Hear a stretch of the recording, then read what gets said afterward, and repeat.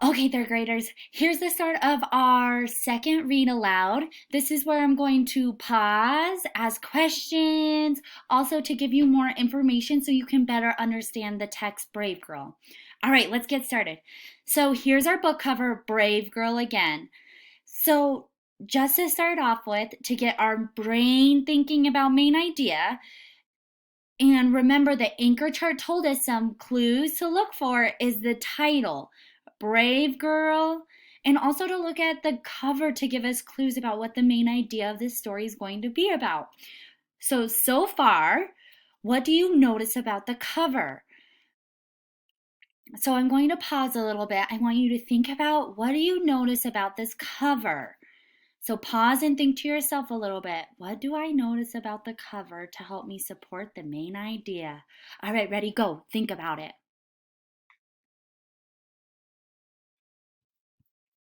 Okay, awesome. So some of the noticings, I'm just going to tell you some of my noticings that I have about this is the very first thing that I am drawn to or that I notice about this book cover is this girl, which goes along with brave girl. So I see this girl and she's holding up a sign that says strike. And in the background, there's a lot of other women in the background that are holding up signs. So far, what I've noticed is that there's this girl and she wants to strike, and there's also people behind her that are doing the same thing. All right, let's get to our reading.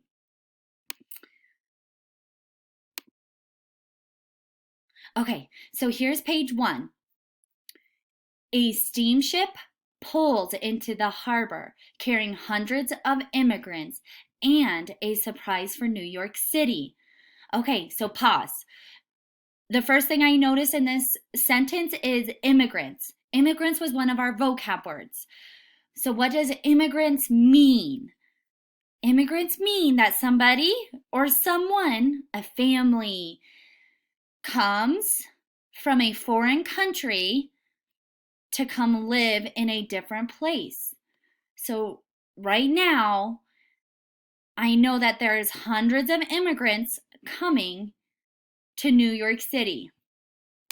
Let's continue reading and continue thinking. A surprise is dirt poor, just 5 feet tall, and hardly speaks a word of English. Her name is Clara Lemlich. This girl's got grit, and she's going to prove it. Look out, New York. Okay, pause. Let's reaccount this page. So far, they told us our main character. Who's our main character? Clara, right? We have another vocab word in this page. Our vocab word is grit. So remember, she's going to show courage and endurance during a difficult time. Let's keep reading.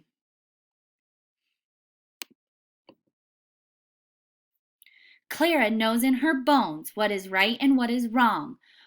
What's wrong begins a few weeks after the Lemlichs move into their tenement in America.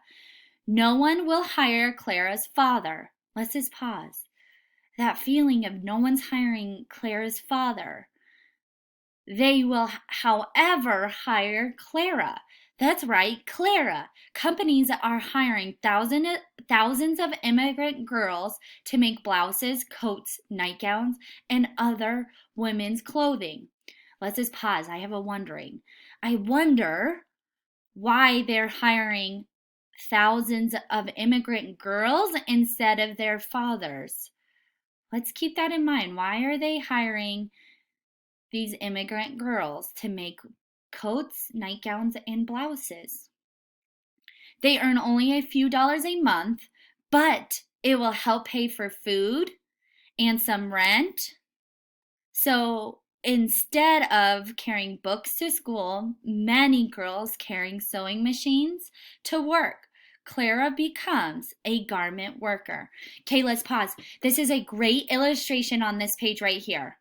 This is a wonderful illustration. So far we have our main character, Clara. She finds a job as a garment worker. At the beginning, what do you think her feelings, what does she look like in this picture? What is the illustrator wanting us to notice about Clara at the start of her garment working. So think about that. Why? What does she look like? What's going to happen as she becomes a worker? Because we have to relate it back to the cover where she's holding that sign up to strike. Okay, let's continue reading. Okay, I'm going to move my camera over a little bit so we can see the words. Okay, from dawn to dusk, she's locked up in a factory. Rows and rows of young women bend over their tables, stitching collars, sleeves, and cuffs as fast as they can. Hurry up, the bosses yell. Rat-ta-ta-ta-ta, hisses Claire's machine.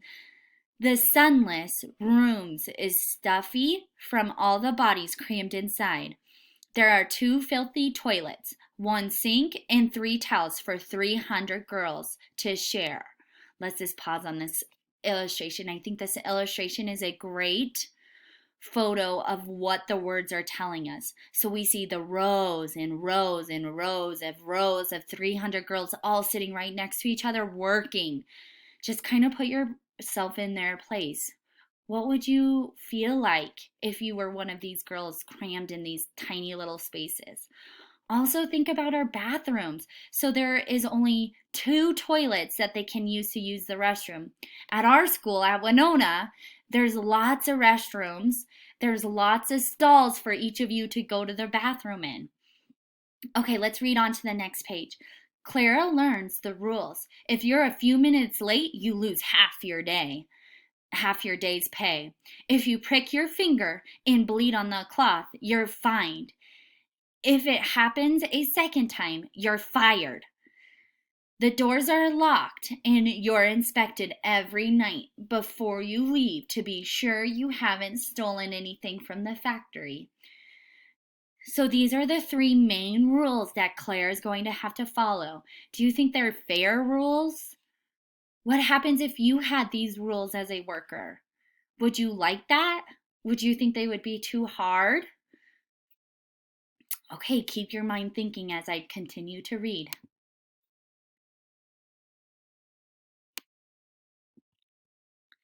She wants to read. She wants to learn. At the end of her shift, through her eyes hurt from staring in the gaslight, and her back hurts from hunching over the sewing machine. She walks to the library.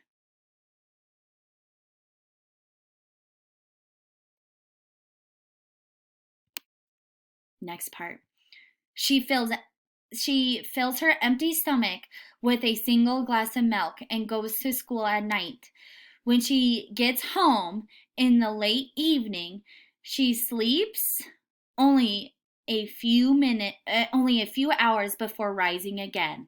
Okay, so let's pause. So far let's talk about Clara. So Clara first started a new job. She comes to realize that this job is hard and there's lots of rules. But she also starts to realize that she wants to continue her learning. She wants to go to school. She wants to learn.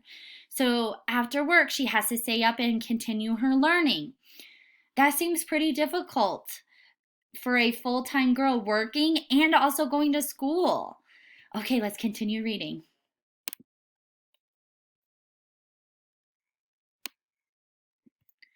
As the weeks that means as the weeks continue of this hard work, Clara makes friends with other factory girls. At lunch, they share stories and secrets as if they were in school, where they belong.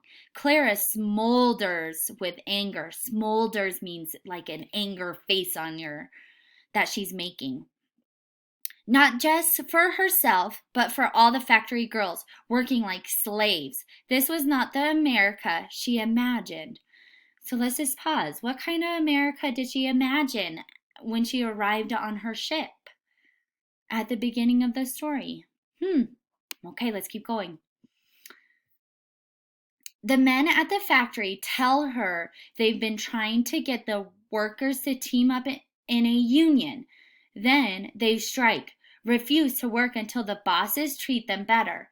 But the men don't think the ladies are tough enough. Not tough enough because they're girls? Oh, yes, they are. Clara knows it. She'll show them.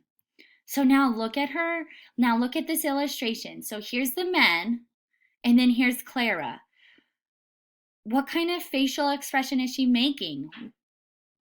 And why is she feeling like this? Why do you think she's feeling this anger and she's kind of getting this resentment of the workplace? So why is she feeling like this?